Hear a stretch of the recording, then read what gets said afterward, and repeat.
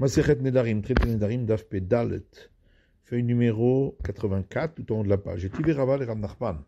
Rava objecte Rav Nachman. Ubarallah Bichlal Beriyothu. Est-ce que vraiment le mari n'entre pas dans l'ensemble des gens et n'est pas affecté par ce vœu? Ve'atan, pourtant, on voit dans une Mishnah plus loin que si la femme dit Netula Animina Yehudim, je suis séparé des Juifs. Yafer Chelko ou Tehem et Shamashto. Le mari annulera sa part à lui et elle pourra avoir relation avec lui. Ou Tehem Netula Mina Yehudim, mais elle sera séparée des autres Juifs pour ne pas avoir de relation avec eux. Ve'yamad ba'alav biklal briyothu. Si tu dis que le mari ne fait pas partie des gens, donc forcément, c'est pas une interdiction de relation conjugale, puisqu'elle n'a pas voulu inclure le mari, et c'est donc une interdiction de tirer profit des gens, qui est donc considérée comme une souffrance physique, et le mari pourrait alors annuler. L'agma dit Olam emalach shaniacha demukha milta de'aletera ka'asra nafsha.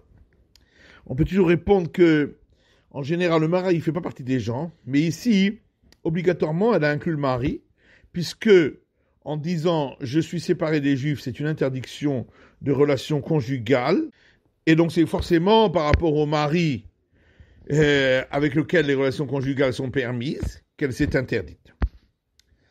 On a vu dans notre Mishnah que la femme peut tirer profit, quand elle s'est interdite de tirer profit des gens, de la glanure, de gerbes oubliées et du coin du champ. Donc c'est aux pauvres et il n'y a pas de possession là-dessus. Et la Gemara dit, la Mishnah n'a pas dit qu'elle peut profiter de la dîme pour les pauvres. Pourtant, dans une braïta, il est enseigné qu'elle a droit également à la dîme des pauvres. Rav Yosef dit, c'est pas une question. Un enseignement, c'est celui de Rabbi Eliezer, l'autre, c'est celui des sages. Dit Nan, comme on voit dans une Mishnah, Rabbi Eliezer Omer, Ein Sarich Nikrot Shem, Al Maaser Ani, Shel Demai. Rabbi Eliezer dit, un homme n'a pas besoin de donner le nom de dîme pour les pauvres sur des denrées végétales achetées chez des ignorants sur lesquels il faut faire des prélèvements, selon l'institution des sages.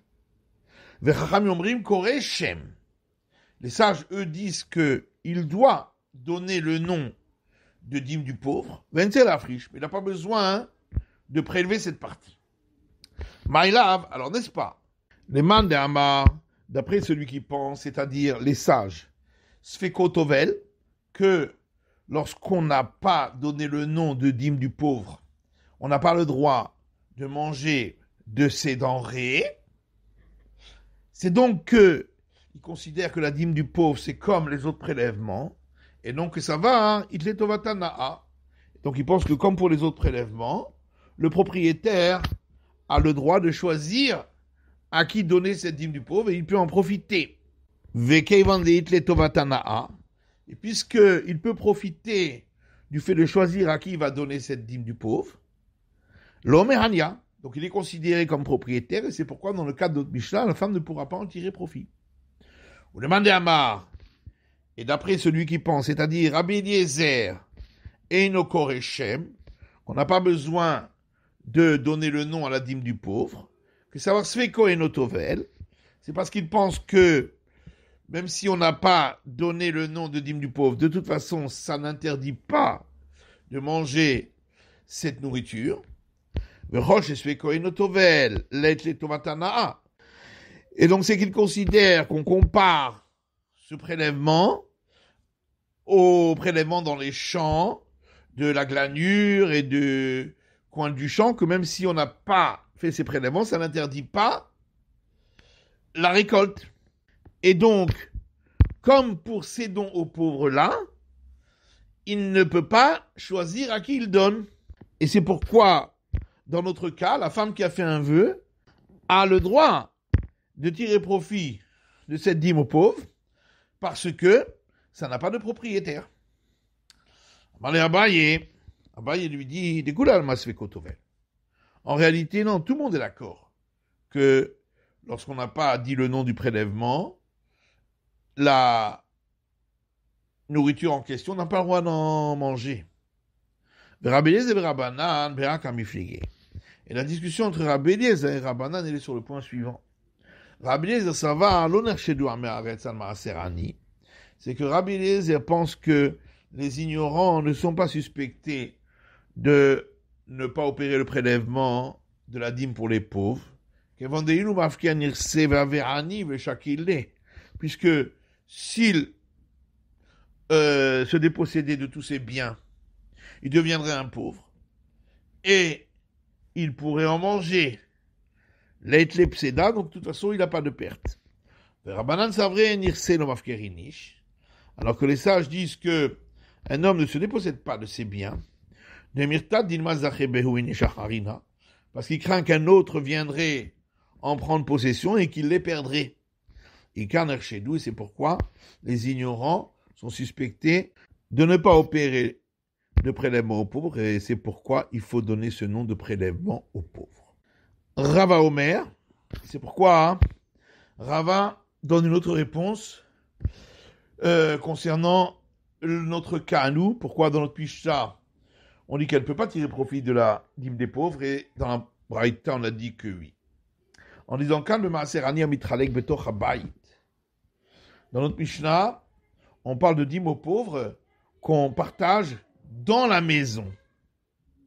Dertivaben et Tina. Et dans ce cas, il est écrit dans le verset le terme de don.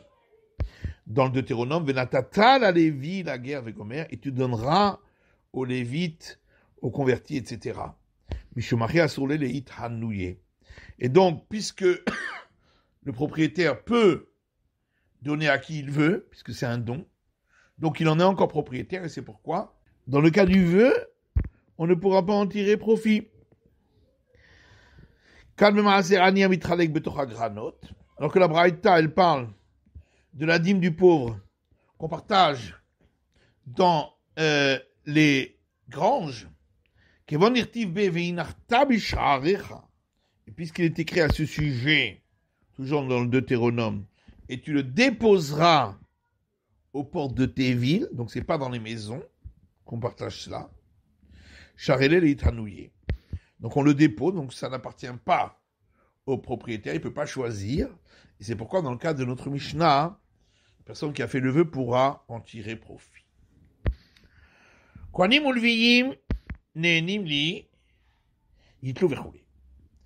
vu la suite de la Mishnah, que s'il a dit les prêtres et les lévites ne tireront pas profit de moi, ils pourront prendre les prélèvements qui leur sont destinés parce que ça leur appartient. C'est donc une preuve que le fait que le propriétaire peut choisir à quel prêtre ou quel lévite il donne, ça ne le rend pas, c'est pas considéré comme son bien à cause de cela. Et mais si on regarde la suite de la Mishnah, qui dit s'il dit ces prêtres-là, ces lévites-là ne pourront pas tirer profit de moi par un vœu, on dira à d'autres de prendre ces prélèvements-là, avant l'année, non, mais pas à cela. C'est donc on considère que le fait de pouvoir choisir à qui on donne, c'est considéré comme si c'était son bien. Donc, contradiction dans la Mishnah. Et Rav Oshaya dit, c'est pas une question. Il y a justement une discussion. Est-ce que le fait de pouvoir choisir à qui on donne, c'est considéré comme son bien ou pas? Discussion entre Rabbi et Rabbi Yossé Rabbi Yehuda.